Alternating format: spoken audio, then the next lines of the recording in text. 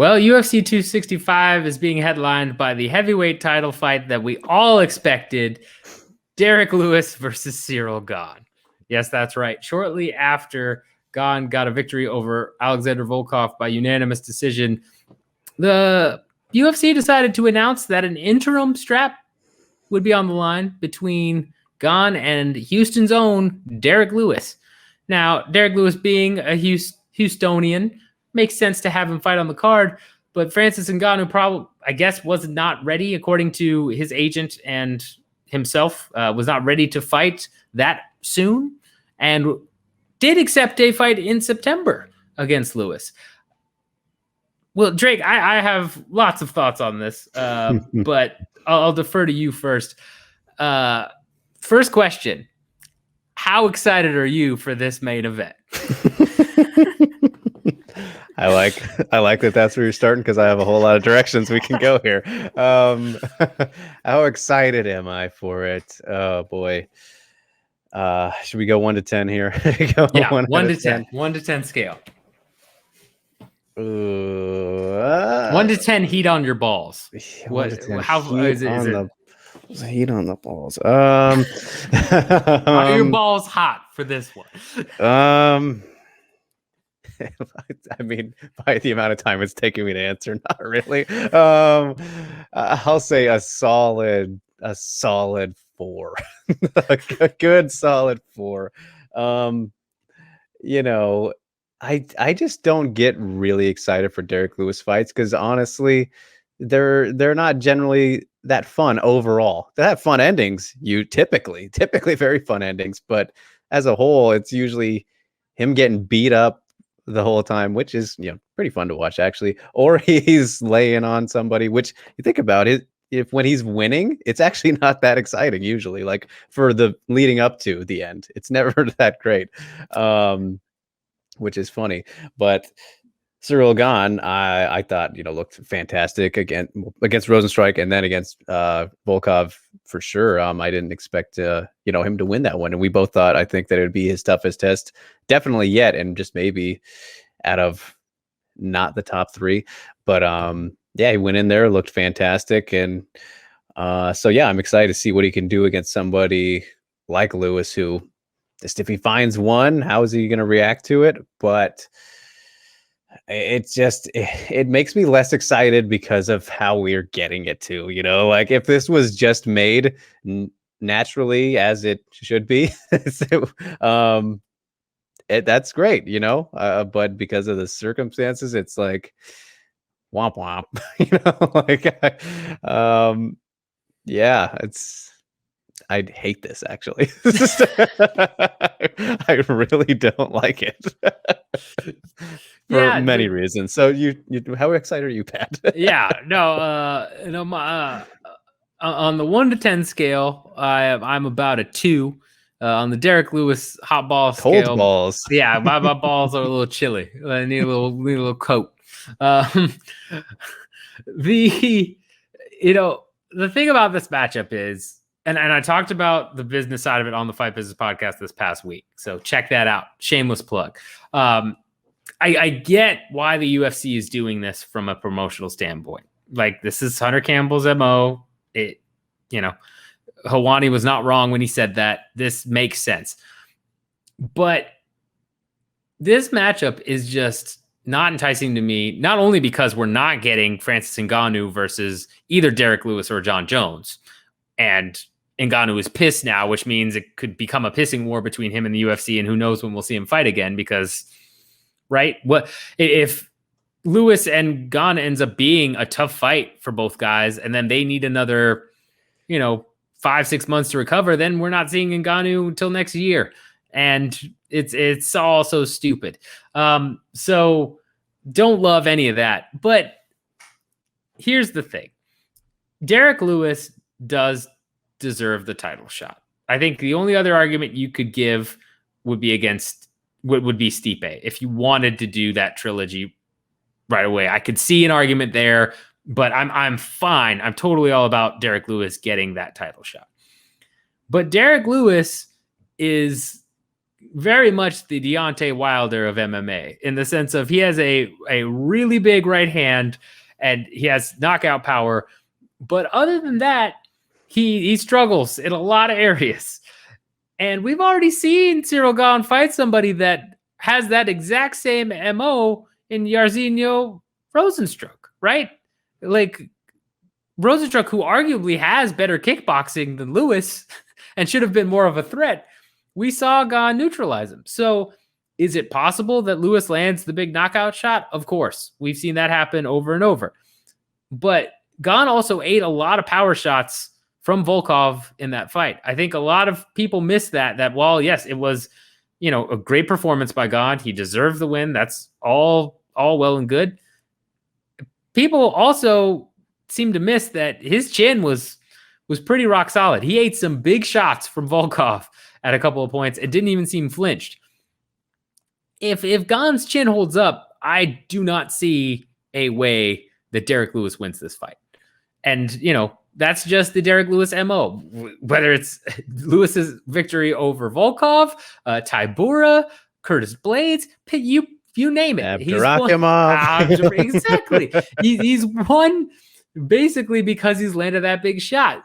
So I expect this fight to be exactly what the Rozenstruik fight was, which to me is, I'm not going to say boring normally, but because we've already seen it happen not that long ago, I'm going to be bored. If it plays out the exact same way where he just stays on the outside and does it, it's like, okay, he's just doing what he did against Rozenstruik, and that's it.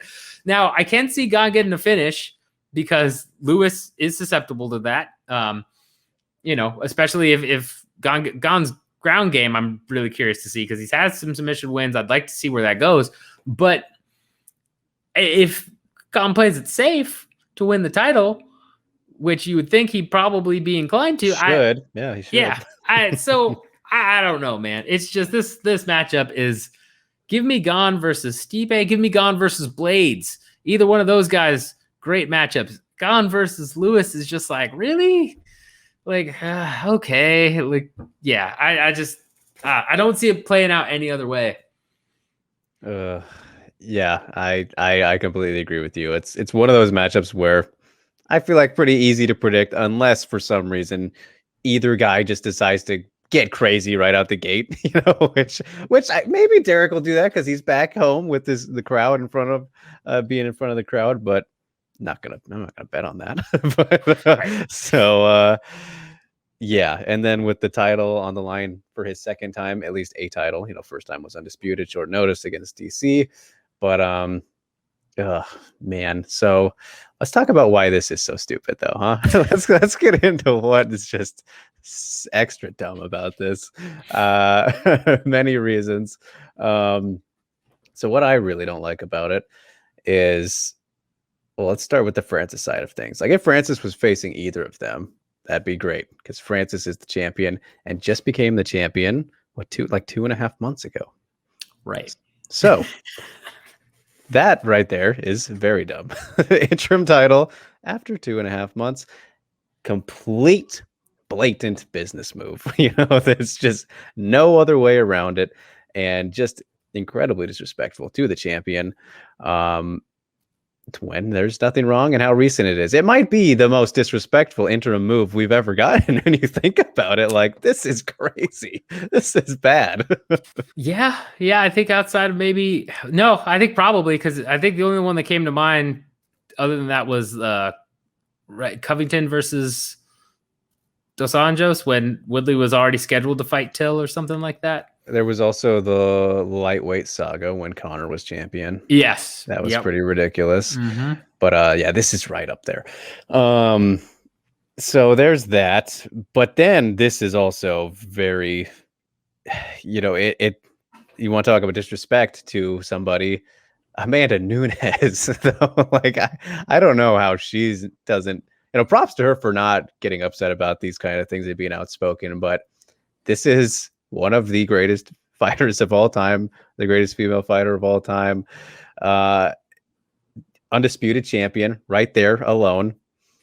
And yes, not a great matchup. We know what's going to happen in that one, but to get the co-main event over this ridiculous interim title fight or below, ow, I thought that Mighty Mouse co-maining to Ferguson and Lee was bad, which it was. It's a pretty similar case there, which, that was when Conor was champion. That's the same thing. Fuck these fights, dude. Fuck this. Oh my God. That's hilarious. Full circle right there. Wow. Yeah, they should make a club. So it hurts me. It hurts me a lot as for these legends, like, man. And yeah, I don't know, man. What do you take it? No, I mean, like, it's so again, I covered part of this on the Fight Business podcast. It's numbers, man. Like, it's a full breakdown again. Another shameless plug for that. Go see it. But it sucks because you look at that on paper and that's your instant reaction is why in the world do you have who many believe to be the greatest women's mixed martial artist of all time co-main eventing to a goofy interim title fight that does not need to happen. And it just comes down to numbers. It's all about numbers. And Nunes, unfortunately, doesn't draw. Like, there's no real way around it. When you look at the pay-per-views that she's headlined and some of the other stuff, it's just, and the UFC doesn't care. They would rather put on John Anik versus Paul Felder. And I know I've used that example many times in several videos, but they'd rather put that in the main event than have Nunes fight Pena for the main event. I feel like maybe don't make the Pena fight then. Damn it. Well, I mean, that's part of Nunes's problem is her dominance. It's the same problem DJ had. That's a great example. Is who do you put in front of Nunes at this point? There isn't really a worthy contender because she's ran through most of them.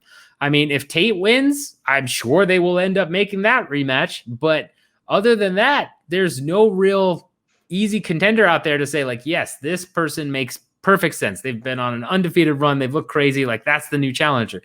She's already beat the crap out of everyone. So, other than Valentina, which you could do for a third time, there is no real fight that makes sense for Nunes that's compelling to watch. And since she's already not a draw, people aren't going to tune in.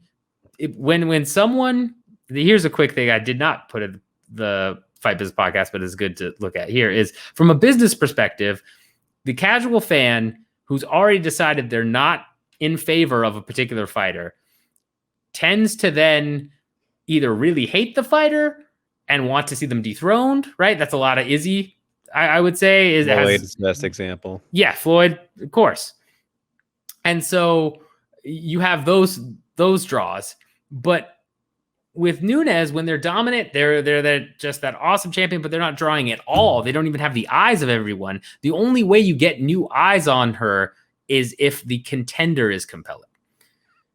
If the contender is some hotshot that's, say Rousey was rising through the ranks right now and had her kind of spiel and all that, then you get eyes back on Nunes because you have a compelling contender. But without a compelling contender, if no one is watching, because they're not even watching to see her lose, they're just not watching her fights at all, you need a compelling contender. And there's not one in either division. They've run through everybody. The only person I could think of, again, you could do Valentina, but Valentina isn't a huge draw, so you get stuck there.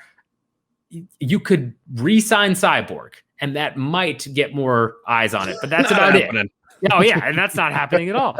Like, it's kind of where you're left with that situation. So interim title fight, man. Yeah. No, you're right. As shitty as it is, but I do want to say though, as you mentioned, the trilogy fight potential there. I think this would be their biggest one. And yes, only the second one was a headliner, but champ versus champ this time around and building up these streaks, it would do better numbers. It might not do crazy numbers, but that one would be bigger, right? You think? So? Oh yeah, definitely. And that's a video we need to do for a separate time. But yes. It would be. But that's why you've got this goofy interim heavyweight title fight sitting up top. is numbers. It's always numbers, man. I will Yep. preach till the day I die. They do something stupid, or you look at that and you're like, wait, what? Why is the UFC doing this? It's numbers based. It always is. They do not make any other type of decision. So if it ever makes you scratch your head or makes you say like, what the hell? It's because the numbers added up that way. Yeah, and as we've said before, stat cards selling well is complete myth. It's all about the main event, and so if this Gane Lewis fight was made as just a co-main event, which I can't remember exactly what even is on the rest of this card, that would kind of stands out to me at this exact moment. But if you make that as the co-main event, just non-title fight, which would be cool, the card will still do worse than having a title on the line, right? So unfortunately. Yeah, unless the only exception to that is if you have like a Lesnar or a McGregor or a Rousey, right? If Rousey came back, it was like something like that, you've got a potential banger of a card, regardless of where it's placed. Yeah, but otherwise, open the show. Yeah, you could. It would. People would pay for it. But yeah, you've got Aldo versus Pedro Munoz on there. You've got some other fighters. None that really stick out name value wise, other than Aldo that I'm seeing. Guys we would know, but not anyone the casual fan would know. So it's not a super stacked card. It's probably Gane's popularity and again Lewis's popularity a little bit too. I think that combination makes sense. And then the winner of this versus Ngannou will certainly garner some more attention. I think that will help bring some viewers. No matter who wins this fight, you do this interim fight and then you do Ngannou versus the winner, it's likely to get a slight bump because they'll probably have more eyes on it. But it is what it is, man. It's just is what it is. But with that in mind, let us know how you feel about the interim heavyweight title fight being placed as the main event. What do you think about this fight being made at all? Because we started with Ngannou versus Jones is what we were originally talking about a while back. And we've ended up with this. Let us know if you think this is the right matchup. We haven't talked about it much, but if you have any thoughts on Stipe, right, and how this affects him, let us know that as well. Because I know White said at one point that Stipe was going to get the winner of Lewis Ngannou. So, let us know your thoughts on all of this craziness going down at UFC 265 from the Toyota Center. Shout out to the special Toyota Center that gets a press release about a multi-event thing happening there. And with that in mind, hit the like button, subscribe, bell notification. And yeah, we'll see what this fight looks like come August 7th, but don't expect it to be fireworks. I hope it is, but don't expect it to.